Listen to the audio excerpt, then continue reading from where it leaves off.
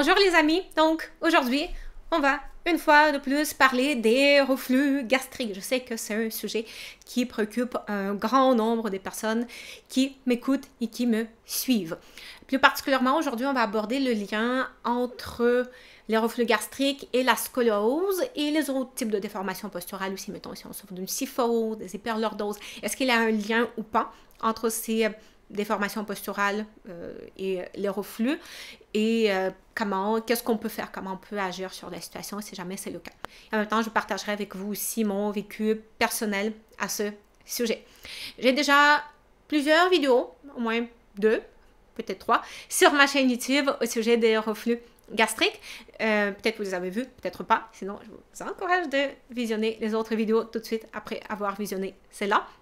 Mais donc, les choses que je vais partager avec vous aujourd'hui vont en partie compléter les choses que j'ai déjà mentionnées dans les autres vidéos.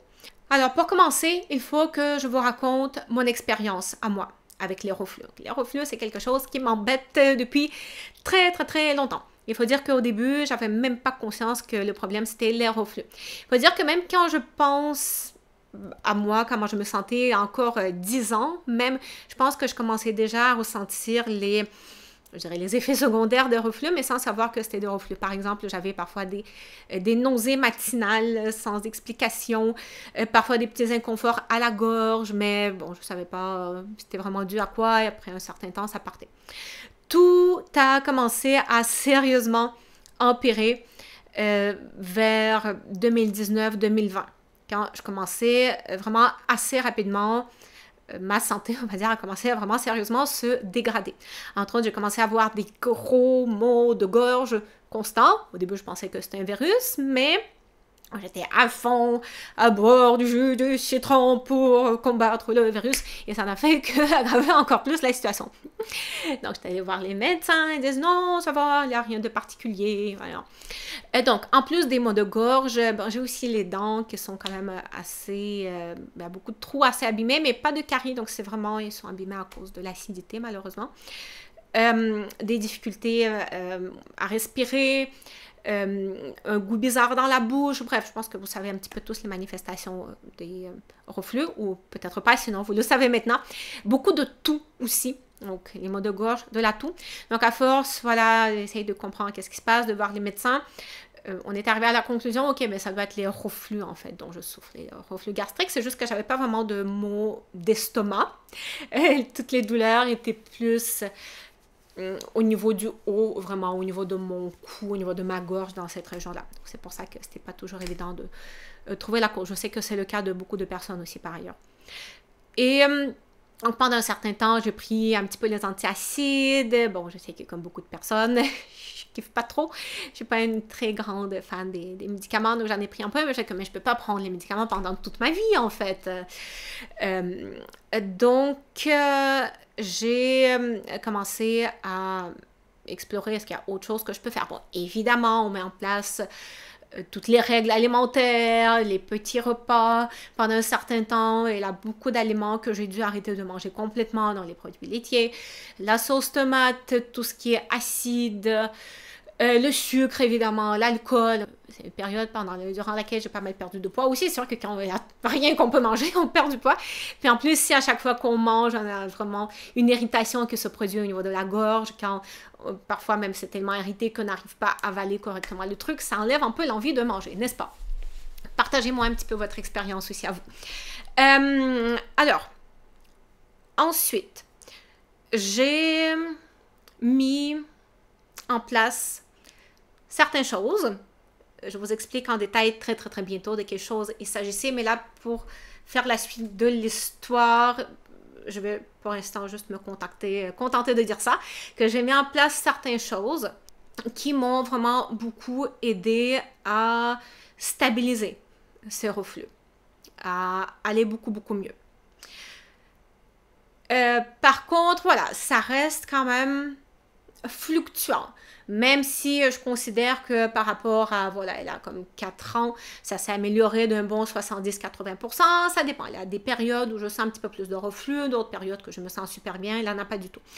Donc, dernièrement, il y a quelques mois, je me suis dit, ok, je vais quand même essayer de réexplorer une fois de plus ce problème du point de vue médical. Peut-être je suis en train de passer à côté de quelque chose. Surtout que bon, je sais que ma digestion de façon générale est assez capricieuse. Voilà, je ne peux pas trop manger de ci, de ça. Donc, je suis allée voir un gastro-entérologue pour vraiment faire une analyse complète de la situation pour m'assurer que voilà, il n'a pas de cancer, qu'il n'a pas rien de grave en fait qui cause tout ça. Donc j'ai vraiment fait tout le maximum. On a vraiment fait le tour de la situation. J'ai fait une coloscopie, fibroscopie. Je ne sais pas s'il y en a qui ont fait ça. C'est pas la procédure des plus plaisantes. J'ai fait une analyse des analyses de sang, voir si j'ai des bactéries, voilà, qui peuvent causer des reflux et tout ça. Et si j'utilise les mots exacts de mon médecin, il a dit « tout est nickel ». Tout est nickel. C'est-à-dire, bon, rien de... pas de maladie, en fait, rien de grave, en fait, qui puisse expliquer les soucis digestifs. C'est juste comme ça. Bon, on m'a donné la recommandation de ne pas trop manger chez le McDo. Il faut dire que j'ai jamais mangé chez le McDo, donc ça va être compliqué de changer mes habitudes de vie, de ne pas manger trop tard, de ne pas grignoter devant la télé, de limiter le sucre et de boire beaucoup d'eau. Voilà. Après toute cette investigation-là, que je suis quand même contente d'avoir fait, évidemment, et je vous encourage quand même d'investiguer votre santé avec les médecins, évidemment, toujours, parce que déjà, c'est quand même... ça peut enlever une partie du stress, le stress qui n'aide pas à notre santé non plus. Ne vous inquiétez pas, on va parler de la scoliose très bientôt. Je suis consciente que là, je me suis un petit peu éloignée du sujet, mais c'est important que vous sachiez la situation exacte à travers que moi j'ai traversée. Alors, quelles sont ces choses alors que j'ai mis en place entre, on va dire, 2020 et jusqu'à aujourd'hui? Jusqu'à temps que je décide de faire tous ces tests qui ont révélé en fait qu'il n'y a rien de particulier, qu'il faut juste que je continue à faire ce que je fais déjà. Donc, c'était le travail postural et la respiration. Le fait d'avoir fait tous ces tests-là avec le médecin, ça a encore plus renforcé mon hypothèse que j'avais depuis ces années-là, que la scoliose joue quand même un rôle important, ben, pas un rôle important, mais joue un rôle au niveau de mes reflux.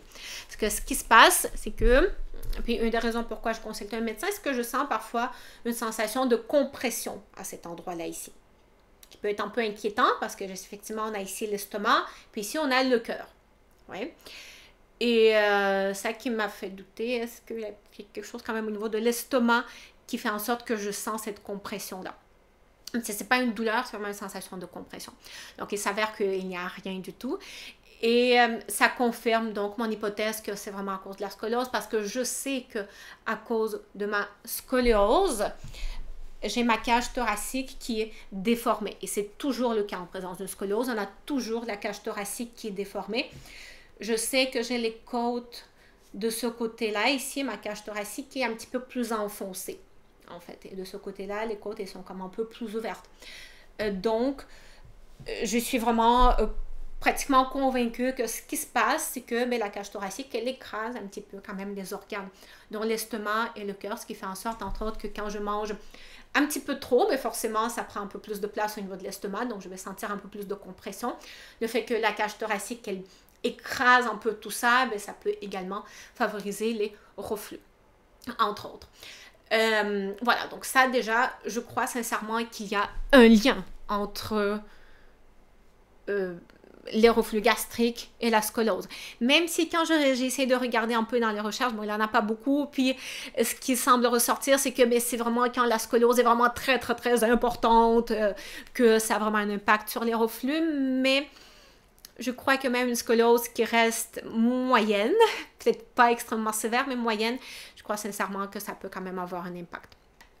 Alors, au niveau de la posture, également, le fait d'avoir une kyphose, ouais, donc la kyphose, souvent, pas toujours, mais souvent, c'est accompagné avec la cage thoracique basculée en arrière, et c'est ça qui se passe plus au niveau du haut de notre corps, donc un petit peu le même principe. Il y a une compression qui se fait ici au niveau de la cage thoracique. Mes organes sont comprimés, mon diaphragme aussi beaucoup de choses importantes que j'ai à vous dire aussi, également au sujet du diaphragme. Le diaphragme est également comprimé. Et donc ça aussi, ça peut beaucoup jouer quand même sur les reflux gastriques.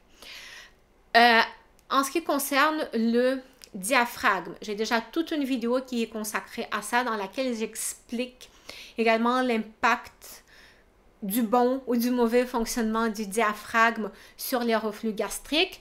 C'est cette vidéo-là ici, mais juste pour vous résumer vraiment très rapidement, durant le bon processus de respiration, le diaphragme descend sur l'inspiration et augmente en diamètre, et sur l'expiration, le diamètre diminue, le diaphragme remonte. Or, quand on a le diaphragme qui ne fait pas bien son travail de diaphragme, sur l'inspiration, au lieu de descendre, le diaphragme, à l'inverse, il va remonter. Ouais. Et donc, en gros, c'est un élément de plus qui peut également exercer une pression excessive sur l'estomac, également sur l'œsophage. Et quand on a une déformation posturale, qu'il s'agisse d'une scoliose ou d'une kyphose, donc hyperlordose, kyphose, le travail du diaphragme est très souvent affecté. Entre autres, si je prends ici mon exemple de scoliose, j'ai la cage thoracique un petit peu plus enfoncée d'un côté et le diaphragme, lui, il a des points d'attache au niveau de la cage thoracique. Ouais. Donc, s'il a ce déséquilibre au niveau de la cage thoracique, bien, ça peut faire en sorte qu'il y a d'un côté, en cas de scoliose, que le diaphragme peut peut-être un petit peu moins bien bouger aussi, être un peu, puis le diaphragme de façon générale peut être moins efficace quand il s'agit de ce déséquilibre au niveau de la cage thoracique. Et donc ça va favoriser la respiration haute et ça va une fois de plus favoriser les reflux gastriques. Même principe aussi avec la kyphose. Si j'ai ça qui se passe ici, cette position-là que j'ai le diaphragme une fois de plus qui est complètement écrasé, qui n'arrive pas à bien s'abaisser, à bien descendre sur l'inspiration. Une fois de plus, je commence à compenser des dépressions excessives qui pèsent sur l'estomac et sur l'œsophage. Une fois de plus, ça peut favoriser les reflux. Donc, évidemment, un travail postural, c'est quelque chose qui va être important. C'est quelque chose que, justement, je fais depuis des années. Je souffrais également d'une légère kyphose. Donc, ça, c'est quelque chose sur quoi j'ai travaillé, hyperlordose, kyphose, beaucoup. Au niveau de la scoliose, on est comme vraiment un peu pris avec ça. Mais ça ne veut pas dire qu'on ne peut pas travailler avec les exercices, comme si vous voulez, d'ouvrir un petit peu ce côté. Donc, dans mon cas, puisque c'est ce côté-là qui est comprimé, on va davantage travailler vraiment cette ouverture du côté gauche en combinant par contre avec la respiration. Et je pense que l'élément, à côté en plus des changements alimentaires, l'élément qui m'a vraiment le plus aidé à beaucoup calmer ce reflux, c'était vraiment ce travail respiratoire, ce travail sur le diaphragme, de réapprendre à faire en sorte que ma respiration s'effectue ici.